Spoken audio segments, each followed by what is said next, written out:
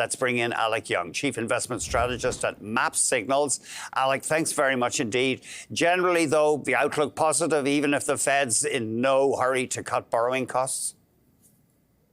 I think so, and we have to look at what caused the upside surprise in inflation today, and it was really related to housing costs. And some of the data that goes into the CPI on housing is a little bit lagged. A lot of the real-time housing data that we get from places like Zillow, for example, is showing that housing costs are really, whether it's on home prices or rents, pretty stable on a year-over-year basis. But today's inflation report showed housing up 6%. So we think eventually the real-time data will get into the data that goes into the CPI, and you'll see a continuation of the downtrend that we've seen in inflation over the last couple of years. So we don't want to read too much into one number. That said, as we published in our note on Monday, the market has had one of the best 4-month rallies in market history. The S&P's been up 22% since October. So we were really due for some healthy profit taking, and today's inflation number just provided the excuse. That's a good reminder that the American market anyway has had such a run.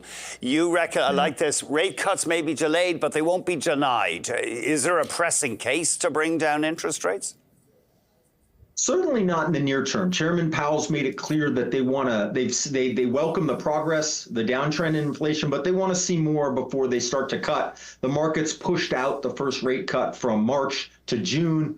Maybe that pushes to July, depending on the incoming data. But ultimately, as I said, we think the house price data that the Fed looks at in the CPI is a little lagged. We'll see what the core PCE looks like at the end of the month. On the 29th, we'll get that in the U.S. That's the Fed's favored inflation gauge. We think that'll continue to show the downward trend, and it's only a matter of time, we think, before the Fed is easing monetary policy. And the reason we remain bullish looking out to the end of the year, even though we welcome and expect some short-term profit taking, is that the market's done about 50% better than usual historically in the 6th and 12 months after the first rate cut. So the market delivers an average of 10% in the first 6 months and 15% in the first year after the first Fed rate cut. That's 50% more than what we normally get in those timeframes. So while the Fed's rate cuts may be delayed, we don't think they're going to be denied, and they're worth sticking around for. They tend to be very positive for risk assets like stocks. So we would advise investors not to get spooked here and to hang in there. Just wait for that rate cut.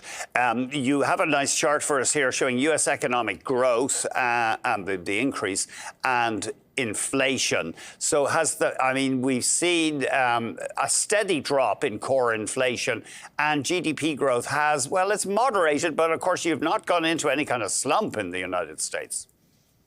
No. In fact, a lot of the real-time data is in the 4% range right now. The Atlanta Fed has their GDP Now tracker, which gives us a neat real-time sense of what's going on with economic growth. So it's been surprising to the upside.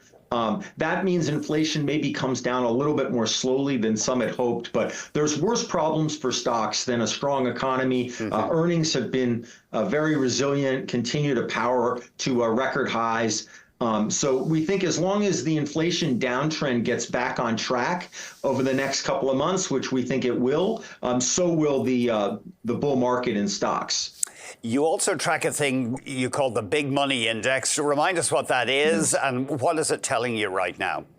Sure. Well, at MapSignals, our sort of secret sauce, for lack of a better word, is tracking institutional money flow with a lot of our proprietary data. And what we're showing that on a tactical basis, the reason we've turned cautious is that institutional positioning is extremely bullish. So we track a big money index, and basically when it gets above 80, it's a time to take profits on stocks. And when it gets below 30, it means you want to be buying stocks. The pros are really selling, and you want to basically do the opposite. Recently, the index has been in the mid-80s. I think it even touched 90 at one point a few weeks ago. So it's definitely been telling us that a lot of the doom and gloom and negativity that we've seen over the last couple of years is long gone. People have gotten very aggressive, especially in big tech.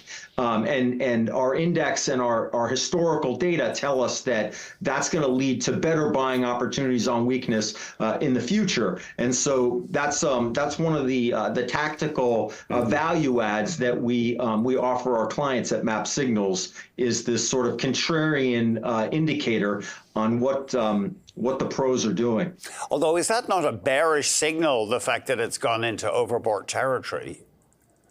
Yes, it is. Oh, it I is. see. That's exactly what we're saying. On Sorry. a tactical basis, it means that everybody that wants to buy has already done it. Institutional positioning among fund managers, pension funds, very, very positive. Too positive, really, just in the sense that there's really no one left to buy, especially in big tech. And so expect some near-term profit taking. But because we do think inflation is going to continue to decline, we think the Fed cuts rates, we think you want to buy any weakness that we get.